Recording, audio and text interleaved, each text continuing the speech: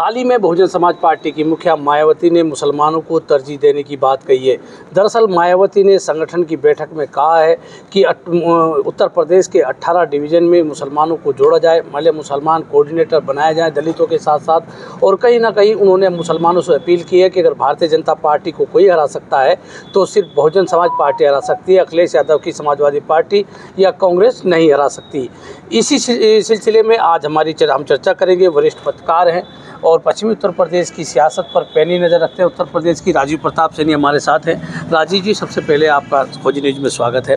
क्या देखते हैं, मायावती का अभी एक रैली की थी लखनऊ में, बहुत बड़ी रैली की थी, उसमें उन्होंने मुख्यमंत्री योगी आदित्यनाथ की तारीफ़ की थी और अब वो कह रही है कि मुसलमानों को बहुजन समाज पार्टी जोड़ेगी। बहुजन समाज पार्टी में मतलब वोटर नहीं है मुसलमान, वो सहभागीदार बने, भागीदारी रखे बहुजन समाज पार्टी में। तो किस तरह देखते हैं कि पहले उनका जब बयान आया था योगी आदित्यनाथ को लेकर, उत्तर प्रदेश सरकार की तारीफ़ की थी, मैं वो आपको बताऊंगा किस परिदृश्य में की थी, लेकिन पहले वो योगी सरकार की तारीफ़ करती है, मुसलमानों को जोड़ने की बात करती है। क्या देखते हैं उत्तर प्रदेश में आने वाले समीकरण को? देखिए, इस पूरे घटनाक्रम को समझने के लिए जो मायावती जी ने बयान दिया है, हमें थोड़ा सा पीछे जाना पड़ेगा।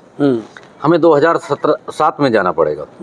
2007 में जब बहन जी की सरकार उत्तर प्रदेश में बनी तो उससे पहले उन्होंने एक सोशल इंजीनियरिंग का एक फार्मूला इजाद किया बहुजन समाज पार्टी को सत्ता में लाने के लिए। उसमें उन्होंने, क्योंकि इससे पहले ये माना जाता था, हालांकि इससे पहले भी बहन जी उत्तर प्रदेश की मुख्यमंत्री रही, लेकिन वो पूर्ण बहुमत के साथ नहीं रही, वे तो भारतीय जनता पार्टी के साथ गठबंधन में रही। हाँ, 96 में बनी, 2002 में बनी तो गठबंधन के साथ पार्टी के। तो बहन जी को लगा कि अकेले दलितों के दम पर उत्तर प्रदेश में बहुजन समाज पार्टी की सरकार नहीं बन सकती है। तो बहन जी ने एक सोशल इंजीनियरिंग का फार्मूला इजाद किया और उस सोशल इंजीनियरिंग के फार्मूले में उन्होंने दलितों के अलावा ब्राह्मणों को, पिछड़ों को पार्टी से जोड़ा और इसके साथ ही मुस्लिमों को इस बात के लिए आश्वस्त किया कि अगर वो पूर्ण बहुमत की सरकार होगी तो भाजपा से, तो भाजपा को केवल बहन जी हरा सकती है, बहुजन समाज पार्टी हरा सकती है। मुस्लिमों ने इस बात पर यकीन किया और बसपा को वोट दिया और बहुत सारे विधायक जीते भी थे, जिसके परिणाम स्वरूप क्योंकि बहन जी ने बसपा में मुस्लिम लीडरशिप को तवज्जो भी दी।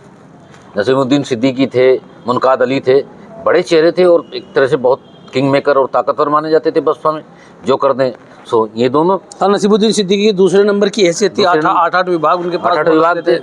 पश्चिम उत्तर प्रदेश में मुनकाद अली बड़ी हैसियत रखते थे, टिकट फाइनल करते थे, जो ये माना जाता है कि इस तरह का कैडर भारतीय जनता पार्टी और आरएसएस में है कि आरएसएस की रिकमेंडेशन पर, सिफारिश पर टिकट तय होते हैं, ऐसे ही पश्चिम उत्तर प्रदेश में मुनकाद अली की कलम से टिकट तय होते थे।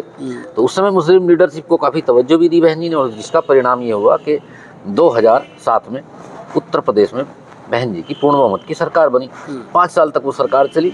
उस सरकार के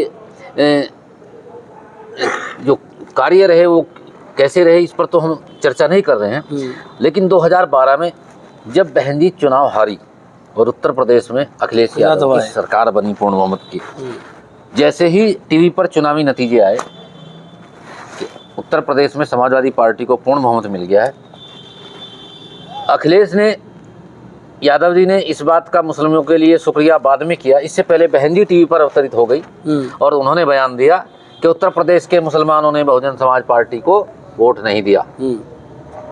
उत्तर प्रदेश में 20% से ज़्यादा मुसलमान हैं। वो दिन था कि उत्तर प्रदेश के मुसलमानों के लिए बहुजन समाज पार्टी अस्पृश्य हो गई। हाँ, जब नसीमुद्दीन सिद्दीकी ने राजीव भाई पार्टी छोड़ी थी तो उन्होंने भी तभी आरोप लगाया था कि जब 2012 में अखिलेश यादव की सरकार आई और 2017 में भी आई तो उन्होंने बुला के नसीमुद्दीन सिद्दीकी को कहा कि भाई नहीं, अब मुसलमानों ने वोट नहीं दिया, मुसलमानों गद्दारी किए। हालांकि मायावती ने इस बात को नकारा था कि उन्होंने मुसलमानों को गद्दार नहीं कहा है।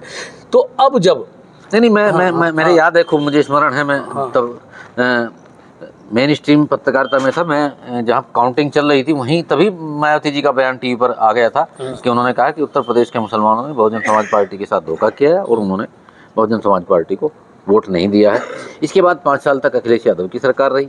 उसके बाद केंद्र और उत्तर प्रदेश में परिदृश्य बदला, भारतीय जनता पार्टी का अभ्युदय हुआ, भारतीय जनता पार्टी की केंद्र में सरकार बनी, उसके बाद उत्तर प्रदेश में सरकार बनी। उसके बाद से बहन जी जिस तरह से परिदृश्य से बाहर थी, उसे ये माना जाना, क्योंकि समाज में परसेप्शन बनता है, बिल्कुल एक इमेज बनती है, समाज में परसेप्शन बन गया कि ईडी और सीबीआई के दबाव में मायावती हैं। बहन जी पूरी तरह दबाव में है और भारतीय जनता पार्टी बसपा को चला रही है बैकडोर से, कि जो रिमोट है, जो उसकी डोर है, कठपुतली एक तरह से बसपा को मानने लगे। पूरे उत्तर प्रदेश के दलितों के अलावा, दलितों में भी एक निराशा का भाव, भारतीय जनता बहुजन समाज पार्टी का वोट बैंक घटता जा रहा है। बहुजन समाज पार्टी कभी 18% वोट लेती थी, इस बार के चुनाव में 10% से नीचे आ गई। तो बहुजन समाज पार्टी का जो कोर वोटर था उसमें भी एक निराशा का टूटी है वो भी। बहन जी जिस तरह से अपनी कोठी में सिमट के रह गई, और बातें तो बहुत सारी हैं कि क्यों कोठी में रहती हैं, क्यों बाहर नहीं निकलती हैं, क्यों राजनीतिक बयान नहीं देती हैं, क्यों राजनीतिक कार्यक्रम नहीं करती हैं। बहुजन समाज पार्टी की कोई रैली, कोई धरना, कोई प्रदर्शन कोई नहीं है। संगठनात्मक रूप से भी कहीं कोई इस तरह की गर्मजोशी पार्टी में नहीं दिखाई देती। कार्यकर्ता सब निष्क्रिय बैठे हैं। तो बहुत सारी बातें चलती रहती है राजनीतिक हलकों में, उन पर तो नहीं जाएंगे कि क्या आखिर क्यों इतना दबाव है। लेकिन ये सबको दिखाई दे रहा था कि बहन जी किसी न किसी दबाव में हैं। और जिस तरह से पिछले 10 साल से बहन जी चुप बैठी हुई थी, आपने देखा होगा पिछले लोकसभा चुनाव से पहले उनके भाई आनंद के खिलाफ नहीं, वो तो आकाश आनंद को भी इन्होंने निकाल दिया। नया करियर बन रहा था, वो पूरा उभार पे थे, बार बार लेना अंदर। वो तो खैर बसपा का बयानबाजी हुई भारतीय जनता पार्टी के खिलाफ, उसको निकाल दिया। इससे पहले उनके भाई के खिलाफ भी ईडी और सीबीआई की। हालांकि अब राजीव भाई वापसी हो चुकी है इन लोगों को। और मायावती ने जो इस बार डायरेक्शन दी है, मुस्लिमों को जोड़ने की जो कवायद शुरू की है, उसमें यह है कि भाई आपने अखिलेश यादव को 2014 का चुनाव लड़ाया, 2017 का चुनाव लड़ाया, आपने 2019 का चुनाव लड़ाया, 2022 का चुनाव लड़ाया, 2024 का चुनाव लड़ाया। अब मुसलमान ने थोक में वोट दिए, लेकिन हर बार हार हिस्से में आई। अगर 2024 की बात करें, मैं राहुल गांधी का ज़्यादा श्रेय इसको जाता है। तो मायावती इसी मैसेज को मुसलमानों के बीच लेकर जाएगी, तो क्या लगता है कि मुसलमान कन्विंस हो सकता है? देखिए, ये भी एक शाश्वत सत्य है कि समाजवादी पार्टी मुस्लिमों का अधिकांश 90%, 95% अब तो 99% चला गया, 99% से ज़्यादा वोट लेकर भी भारतीय जनता पार्टी को उत्तर प्रदेश की सत्ता से बाहर नहीं कर पा रही है। लोकसभा चुनाव में समाजवादी पार्टी की परफॉर्मेंस जरूर बड़ी है, उसके बहुत सारे कारण हैं। बहुत सारे कारण है। भारतीय जनता पार्टी की अंदरूनी राजनीति है, अमित शाह और योगी की लड़ाई है, राहुल गांधी का और खड़ा होना था। भारतीय जनता पार्टी की जो कैंडिडेट थे उनके प्रति लोगों की व्यक्तिगत नाराजगी थी, पूरे उत्तर प्रदेश में जहाँ हारे हैं दिखाई दी है। तो उसके लिए तो बहुत सारे कारण हैं। हाँ, बहुत सारे कारण हैं। लेकिन जहाँ तक बहन जी ने ये फोकस किया है कि मुस्लिम अगर बहुजन समाज पार्टी के साथ मिल जाएं तो केवल वही सत्ता से बाहर कर सकती है। तो मुझे इसमें लगता है कि जिस तरह से उनके भतीजे आकाश आनंद, क्योंकि आकाश आनंद आक्रामक राजनीति करते हैं और भारतीय जनता पार्टी को लगता है कि बहन जी अब उतनी आक्रामक नहीं रही। उनकी आयु बिल्कुल, आकाश आनंद ट्विटर पे मायावती को आकाश आनंद लेकर के आए थे, या कि आकाश आनंद भी सोशल इंजीनियरिंग के साथ साथ सोशल मीडिया का प्रबंधन भी बखूबी। उनकी आयु उनकी सक्रियता की इजाज़त नहीं देती, उतना सक्रिय होना चाहिए। लेकिन आकाश आनंद युवा हैं, वो पार्टी की बागडोर संभाल सकते हैं, ऊर्जा भर सकते हैं। तो सबसे पहला काम तो बहन जी को ये करना है, या आकाश आनंद को कि अपना जो उनका वो कैडर बेस वोट है उसमें ऊर्जा भरनी है, उसको कंसोलिडेट करना है ताकि वो बहुजन समाज पार्टी से ना भागे। क्योंकि वो छितर रहा है, वो बस भारतीय जनता पार्टी पर भी जा रहा है, वो गाहे बगाए जो क्षेत्रीय दल अन्य हैं जहाँ दलित वोट कैंडिडेट आता है उस पर भी जा रहा है। तो सबसे पहले तो एक नुकसान बहुजन समाज पार्टी को यही हो रहा है कि उसका जो कैडर बेस वोट है वही छितर बितर हो रहा था। तो उसको ये दिखाना है कि सबसे पहले तो अपने नेतृत्व को इन्होंने ऊर्जा भरी, आकाश आनंद को कमान सौंपी, उसको सक्रिय किया। तो अब एक बड़ी रैली करके मैसेज दिया कि नहीं, बीएसपी का जो अभी वजूद बाकी है, उसका जो वोट बैंक है वो अभी यूनाइट है। पहला मैसेज तो ये दे दिया। अब दूसरा काम बहन जी को जो करना था उन्होंने वो किया। उन्होंने मुसलमानों को ये मैसेज देने की कोशिश करी कि आप अगर जब तक, क्योंकि बहुजन समाज पार्टी के पास अगर उसका वोट बैंक कंसोलिडेट होकर उसके साथ जाता है तो वो 15 से 16% वोट बसपा ले लेगी, और अगर 20% ही मिल जाए तो दोनों 35% मिलते हैं। लेकिन सबसे बड़ा सवाल ये है कि बहन जिस तरह विपक्षी पार्टियां भारतीय जनता पार्टी के अलावा उत्तर प्रदेश की जनता को ये आश्वासन और ये भरोसा दिलाने में नाकामयाब हैं, उनमें अखिलेश यादव भी हैं, कि वो योगी के लॉ एंड ऑर्डर का जो फार्मूला है उससे बेहतर फार्मूला उत्तर प्रदेश की जनता को कैसे देगी।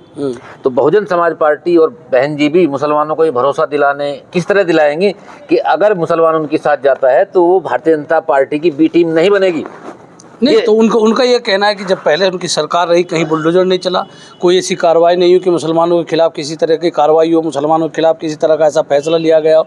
उनकी सरकार में मुसलमान मंत्री, 2 ताकतवर मंत्री नसीमुद्दीन सिद्दीकी हुआ करते थे, जो मायावती के बाद दूसरे नंबर के माने जाते थे। तो ये बात ठीक है कि बहुजन समाज पार्टी का मैसेज तो कि मुसलमानों के खिलाफ जब सरकार में नहीं काम नहीं किया, भले ही भारतीय जनता पार्टी के साथ मिलकर भी काम किया, लेकिन मुसलमानों के खिलाफ काम नहीं किया, ये भी जग जाहिर है।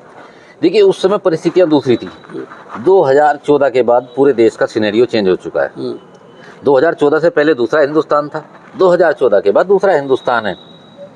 बहन जी भी उस बात को अब जस्टिफाई नहीं कर सकती। अब अगर जस्टिफाई करेंगी कोई यकीन नहीं करेगा। मुसलमानों का शोषण तो समाजवादी पार्टी के शासन में भी नहीं हुआ। मुसलमान अगर समाजवादी पार्टी के साथ आज लगा हुआ है और कंसोलिडेट हो गए, इकट्ठा होकर उसको वोट दे रहा है, तो किसी भरोसे पे तो दे रहा है ना। उसे लगता है कि एक चीज़ और समझूंगा राजीव भाई, हालांकि समाजवादी पार्टी भी आज मुस्लिमों के साथ जो उत्पीड़नात्मक कार्रवाई हो रही है उसका डटकर मुकाबला नहीं कर पा रही है, ना उनका बचाव कर पा रही है। तो लेकिन सबसे बड़ा प्रश्न जो मायावती वाला आपने उठाया उसमें यही है कि मायावती आखिर मुस्लिमों को सबसे बड़ा, देखो उनकी जो निष्ठा है और उनकी जो क्या कहें इसको, जो राजनीति में एक प्रासंगिकता होती है, वो कैसे सिद्ध करेंगी। अभी तो वो लेवल उतारना है बहन जी को बसपा के चेहरे से, कि जिस तरह से पिछले कुछ सालों से बसपा के ticket Bharatiya Janata party headquarter से बढ़ते थे, उसको बदलना है। तो ये तो कहा जाता है, आरोप लगाते हैं समाजवादी पार्टी भी और भी लगाते हैं, लेकिन ये सिद्ध तो नहीं हो पाया। उन्होंने मुसलमानों को भी टिकट दिए, उन्होंने सबको टिकट दिए। दारा सिंह प्रजापति अगर आज ये कहते हैं कि भाजपा की बी टीम है, तो दारा सिंह प्रजापति तो यहाँ समाजवादी पार्टी की बी टीम बना। दारा सिंह प्रजापति का चुनाव लड़ना बहुजन समाज पार्टी के सिंबल पर, हरेंद्र मलिक तभी चुनाव जीत पाए, 1.5 लाख वोट ले गया। देखिए कोई भी पार्टी जब इस तरह के, भाई कैराना में भी राजीव भाई यही हुआ। मैं उसी सवाल पर जा रहा हूँ कि अगर कोई बड़ी पार्टी, आप भारतीय जनता पार्टी की जो इस समय राजनीति हो रही है उससे भली भांति वाकिफ़ हैं कि किस तरह से अमित शाह और मोदी की टीम राजनीति कर रही है। वो जब किसी चीज़ को पूरा नैरेटिव बदलती है तो ऐसा नहीं कि उसको 100% कैप्चर कर ले, वो कुछ गुंजाइश ऐसी भी छोड़ती है कि ये आरोप न लगे कि देखो साहब पूरा का पूरा हाईजैक कर लिया है। अभी जिस तरह से वोट चोरी के भी आरोप लग रहे हैं, लगातार विपक्ष लगाता है कि साहब ईवीएम में हेरा फेरी होती है, तो ऐसा थोड़ा ही कोई एक तरफा 400 पार गया तो 400 की सीट आ जाएंगी उनकी, या पूरा 300 पार गया तो कहीं कहीं जिस तरह से विपक्ष की अन्य प्रदेशों में सरकार बनती है तो ये कहने की गुंजाइश नहीं छोड़ती कि देखो 100% रिजल्ट भारतीय जनता पार्टी के पक्ष में आ रहे हैं। वो बोलती बंद कर देती है विपक्ष की कि अगर हम बेईमाना करते तो आपके अन्य राज्यों में सरकार कैसे बनती। एक और चीज़ समझूंगा राजीव भाई आपसे, मायावती ने भी लखनऊ में बहुत बड़ी रैली की। उन्होंने वहाँ से योगी आदित्यनाथ की सरकार की तारीफ की। लोग कह रहे हैं कि इन्होंने भारतीय जनता पार्टी की तारीफ की है, योगी सरकार की तारीफ की है।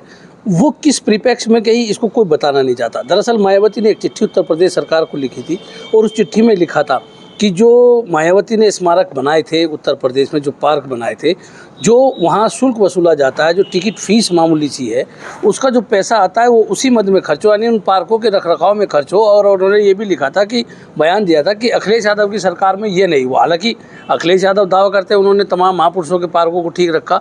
तो मायावती ने योगी आदित्यनाथ सरकार की तारीफ नहीं की, तो उन्होंने सिर्फ ये कहा था कि जो उन्होंने चिट्ठी लिखी उस पर उत्तर प्रदेश सरकार ने संज्ञान लिया और उसको काम को किया। लेकिन ये बताया गया कि एक माहौल बना दिया कि मायावती ने भारतीय जनता पार्टी की तारीफ की। इसको किस तरह देखते हैं?